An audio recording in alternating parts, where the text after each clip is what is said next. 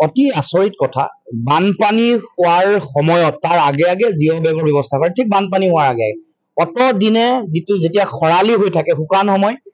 বানপানী নিয়ন্ত্ৰণ কৰিবৰ কাৰণে যিটো পৰিকল্পিত বিজ্ঞানসন্মত আধুনিক মাথাউৰি যিটো দৰকাৰ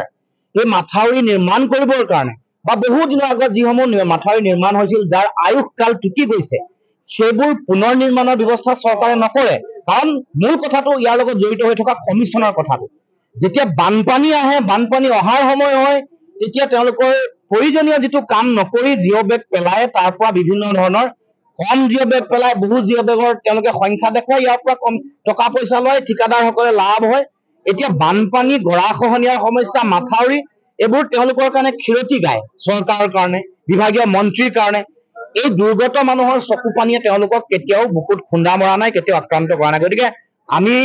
দিল্লীকো আহ্বান জনাইছিলো যে বান গৰাখহনীয়া সমস্যা অসমৰ কাৰণে ভয়াৱহ সমস্যা আমাৰ মানুহৰ অসমৰ যিটো অৰ্থনীতিৰ ভেটি এইটো ভাঙি কুঙা কৰিছে আমাৰ মানুহ আটাইতকৈ বেছি আক্ৰান্ত হৈছে ভাৰতবৰ্ষৰ সকলো ৰাজ্য যদি একেলগে যোগু কৰে অকল অসমত বানপানীত ক্ষতিগ্ৰস্ত হোৱা মানুহৰ সংখ্যা বেছি জীৱন হেৰুওৱা মানুহৰ সংখ্যা বেছি গৰাখহনীয়া যিমান মাটি নদীৰ বুকুত জাহ যায় সেইটো সংখ্যা সমগ্ৰ ভাৰতবৰ্ষৰ সকলো ৰাজ্য যোগ লগালেও বেছি গতিকে বান গৰাখহনীয়া সমস্যা ৰাষ্ট্ৰীয় সমস্যা হিচাপে ঘোষণা কৰিবলৈ এতিয়া যিসকল সাংসদ ইয়াৰ পৰা গৈছে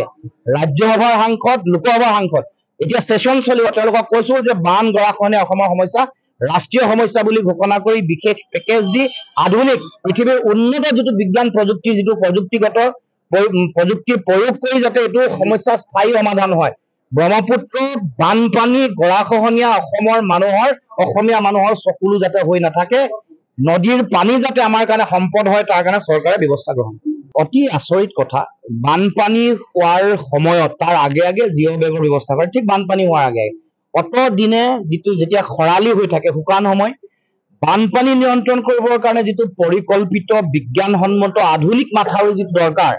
সেই মাথাউৰি নিৰ্মাণ কৰিবৰ কাৰণে বা বহু দিনৰ আগত যিসমূহ মাথাউৰি নিৰ্মাণ হৈছিল যাৰ আয়ুসকাল টুকি গৈছে সেইবোৰ পুনৰ নিৰ্মাণৰ ব্যৱস্থা চৰকাৰে নকৰে কাৰণ মূল কথাটো ইয়াৰ লগত জড়িত হৈ থকা কমিছনৰ কথাটো যেতিয়া বানপানী আহে বানপানী অহাৰ সময় হয় তেতিয়া তেওঁলোকৰ প্ৰয়োজনীয় যিটো কাম নকৰি জিঅ' বেগ পেলাই তাৰ পৰা বিভিন্ন ধৰণৰ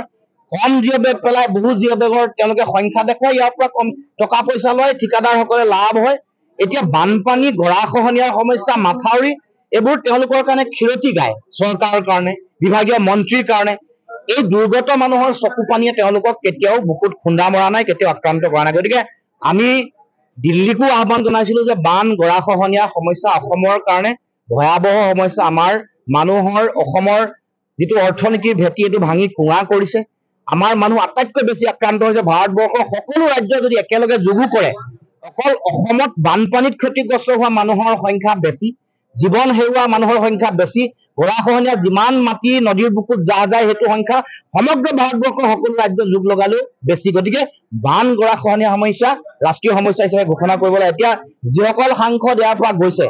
ৰাজ্যসভাৰ সাংসদ লোকসভাৰ সাংসদ এতিয়া সেশন চলিব তেওঁলোকক কৈছো যে বান গৰাখহনীয়া অসমৰ সমস্যা ৰাষ্ট্ৰীয় সমস্যা বুলি ঘোষণা কৰি বিশেষ পেকেজ দি আধুনিক পৃথিৱীৰ উন্নত যিটো বিজ্ঞান প্ৰযুক্তি যিটো প্ৰযুক্তিগত প্ৰযুক্তি প্ৰয়োগ কৰি যাতে এইটো সমস্যা স্থায়ী সমাধান হয় ব্ৰহ্মপুত্ৰ বানপানী গৰাখহনীয়া অসমৰ মানুহৰ অসমীয়া মানুহৰ চকুলো যাতে হৈ নাথাকে নদীৰ পানী যাতে আমাৰ কাৰণে সম্পদ হয় তাৰ কাৰণে চৰকাৰে ব্যৱস্থা গ্ৰহণ